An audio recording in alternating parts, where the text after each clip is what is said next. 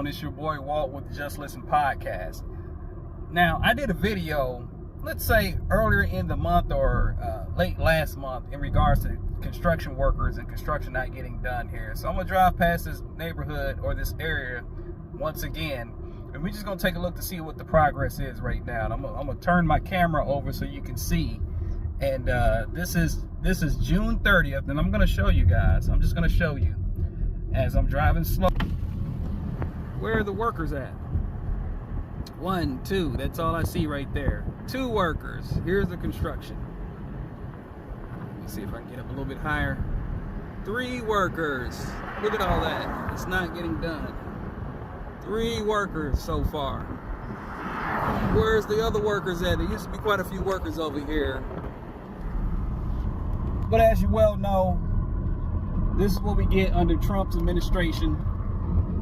My bad. I got my camera all jacked up over here. I'm gonna do another video another day as well. I said that I would be back here in a couple of months in regards to the construction, just to see if there's any progress getting done on what's supposed to be an apartment complex. So Ken here decided to jump in on my video about who's going to replace the immigrant farm workers with this little gem of MAGA dumbness. And Ken writes, John Deere solved that problem. Y'all just mad you're, Y-O-U-R, losing your slaves again. So there's a little bit to cover here, Ken. I hope you stick with me. I think you'll learn a few things, and you're welcome in advance, Ken. John Deere solved that problem. That tells me, Ken, you know little to nothing about farming, because had John Deere or any other farm equipment manufacturer indeed invented equipment to replace what you refer to as the slaves, you can bet your ass farmers would have invested in that and they wouldn't be paying the slaves slave wages, Ken. Next, y'all just mad you are, think about this, Ken. Y'all just mad you are losing. Y-O-U apostrophe R-E. You guys get this wrong every single time. I'm personally appreciative that you do get it wrong because it helps me understand right around where your education ended, and I can help you out. What you want to do is you want to go out to YouTube, Ken, and you want to search 2nd or 3rd grade English lessons, specifically contractions, because around the age of 7 to 9 is when the rest of us adults learned how to use Y-O-U apostrophe R-E in replacement of U-R. Next, we're losing our slaves again. Listen, Ken, if you didn't learn 2nd and 3rd grade basic English, there is very little chance that you learned anything about how or when or who freed the slaves, Ken, other than maybe your grandpappy or your great-grandpappy telling you about the good old days when you guys were allowed to own them. We're not mad, Ken, about not having the immigrant farm workers. We actually like the immigrant farm workers. Here's what we don't like. We don't like when you MAGA morons run around talking about how immigrants just need to do things the legal way and everything would be fine, yet you overlook the fact that your Republican farmers are not doing it the legal way, Ken. You probably don't know this, but there's a visa program available for all farmers who need migrant farm help that they can apply, and they can legally get immigrant farm workers. You know why they don't do that, Ken? They don't do that because they don't want to pay the wages that they have to pay if they go that route. It's Republican farmers paying slave wages to the immigrants, Ken. You're welcome. Have y'all heard what's happening at the ICE facility in McAllen, Texas? Just going to warn you, it's not going to be a great scene, but as I've said before, I think it's really important that we bear witness, that we are not turning a blind eye to what is happening. It's so easy to just think of these detention facilities as some like nebulous nether space where our immigrant neighbors are being sent. But these facilities, many of which are in Louisiana and Texas, are real places here in the United States of America where human beings are being deprived of their liberty, where children are separated from their parents for months, if not years, where human beings are denied due process, where human rights groups have expressed serious concerns about the conditions for years at some of these locations. Rotten food, cockroaches, filthy conditions, overcrowding, and now coming out of McAllen, Texas. There's a report from the Associated Press by Valerie Gonzalez that is truly disturbing. The fascist regime of Donald Trump and these for-profit businesses that are running these prisons, they would like you to forget that these facilities exist. They definitely are trying to avoid oversight. They're definitely cutting every possible corner they can to enhance their profit. They are making tons of money, taking billions of our taxpayer dollars to run these facilities, some of which have absolutely squalid conditions and where people who have committed no crimes are being deprived of their liberty and kept for who knows how long.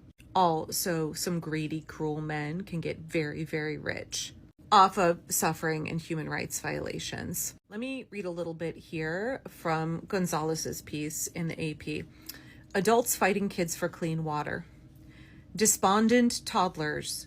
A child with swollen feet denied a medical exam. These first-hand accounts from immigrant families at detention centers are included in a motion filed by advocates Friday night and are offering a glimpse of the condition at Texas facilities. Families share their testimonies with immigrant advocates filing a lawsuit to prevent the Trump regime from terminating the Flores Settlement Agreement, a 90s-era policy that requires immigrant children detained in federal custody be held in safe and sanitary conditions. You heard that right. You heard that right. Trump is trying to cancel an agreement requiring that little children who have been stuffed into detention facilities are given safe and sanitary conditions while they are being deprived of their freedom. Trump thinks that that is too much to ask, that little kids who have been taken against their will, stolen from their parents, be kept in safe and sanitary conditions. That's unreasonable, according to the Trump regime and the Republican Family Values Party, the party that says we have to protect the children. The reason that the Trump regime has challenged the Flores Settlement Agreement and is trying to get rid of it is because that agreement makes it difficult for Trump to implement several elements in the big, nasty, bloated budget bill. To be clear here, they also want to make sure that the duration of detention is indefinite. They don't want an end date. They want to be able to keep those kids forever. They want to keep them forever. The longer they have them in these detention facilities with cockroaches and a lack of medical care, then the more money they can charge the federal government, the more of our tax dollars they can pocket. This is all about these businesses making a giant profit off of the suffering of little children. This is absolutely their game plan. They are using our hard-earned tax money to deprive these children of their freedom. They're making money off the lives of little kids. Okay, let me quote a little bit more from this article. At a time when Congress is considering funding the indefinite detention of children and families, defending the Flores settlement is more urgent than ever, said Michonne Rowe, a senior immigration attorney at the National Center for Youth Law. Advocates with the center, as well as the Center for Human Rights and Constitutional Law, Races, and Children's Rights, contacted or visited children and their families held in 2 Texas detention centers in Dilley and Carnes. They had previously been closed and were reopened because the Trump regime is wanting to stuff 3,000 human beings a day into detention facilities so that these for-profit businesses can maximize their profit. People that Stephen Miller already has acknowledged have no criminal record. In fact, he said, stop looking for criminals and start looking for non-criminals. Start rounding up non-criminals. That is the focus of what ICE is doing now. 93% of people in detention have no violent criminal history whatsoever. This has never been about keeping the American people safe from violent criminals and gang members. This is about making money off of an ethnic cleansing. This is about inflicting fear and terror and suffering. Please understand me that the suffering is part of the plan. They enjoy the suffering that they inflict. They get off on it. The conditions inside these 2 detention facilities in Texas were undisclosed until immigration attorneys filed an opposing motion before a California federal court. The oversight of the detention facilities was possible because of the settlement that came out of that, and the visits help ensure standard compliance and transparency, said Sergio Perez, the executive director of the Center for Human Rights and Constitutional Law. Without the settlement, those overseeing those facilities would lose access to them and could not document what is happening inside. They want zero transparency. They do not want you to know what conditions these folks are enduring. They don't want you to know what suffering they are inflicting. They don't want you to know what human rights violations they are committing. They want to be able to get away with all of it. They want to be above and outside of the law. They don't want any oversight or any accountability. The folks in these facilities, the children, the mothers in these facilities, they're not viewed as human beings by these corporations, by the GEO Group. They are viewed as a paycheck. They are simply a conduit through which they can make money. Okay, back to the article. Of the 90 families who spoke with RACES since March, 40 expressed medical concerns, according to the court documents. Several testimonies expressed concern over water quality and quantity. So there were concerns that the water was not safe to drink, the quality of the water was not good, and yet one mother was told that she would have to use tap water to mix the formula for her 9-month-old, who subsequently got ongoing diarrhea because, the water was not safe to drink. This next part, brace yourself. A 16-year-old girl described that people were scrambling over each other for water. We don't get enough water. They put out a little case of water and everyone has to run for it, said the declaration from the girl, held with her mother and 2 younger siblings at the Karnes County Immigration Processing Center. An adult here even pushed my little sister out of the way to get to the water first. The report also noted unconscionable obstruction of medical care for those with acute, chronic, and terminal illnesses. One family with a young boy with cancer said he missed his doctor's appointment after the family was arrested following their attendance at an immigration court hearing. He is now experiencing a relapse, according to the motion. Another family said their 9-month-old lost 8 pounds in a month in the detention facility. Children spoke openly about their trauma during visits with the legal monitors, including a 12-year-old boy with a blood condition. He reported that his feet had become too inflamed to walk, and even though he saw a doctor, he was denied any further testing. Now, he said, I mostly stay off my feet. It hurts to walk. The arrests themselves have left children with psychological trauma. Mothers tell how their children are traumatized after being abducted by masked men with guns. One mother said her son now throws himself on the ground, bruises himself, and refuses to eat most days. There's a lot of concern that now that ICE is ramping up the snatching of immigrants to more than 3,000 a day, that these facilities will become even more overcrowded. There will be even greater shortages and a lack of medical care. The American Academy of Pediatrics Council said they are concerned and are advocating across the country to allow pediatric monitors inside and child welfare experts as well.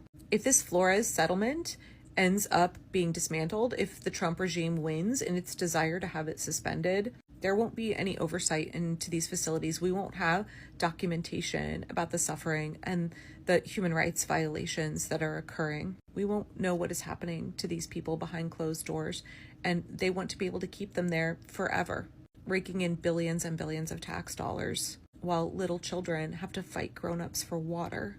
Children's cancer goes untreated.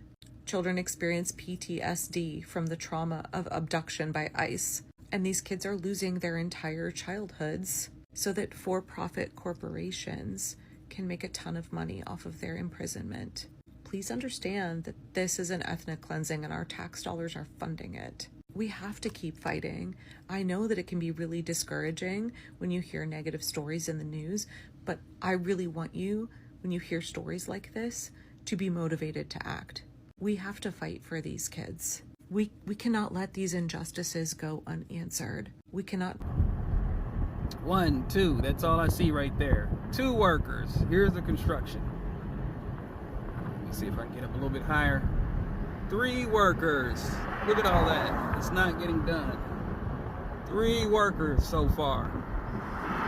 Where's the other workers at? There used to be quite a few workers over here. But as you well know, this is what we get under Trump's administration. My bad. Got my camera all jacked up over here. I'm gonna do another video another day as well.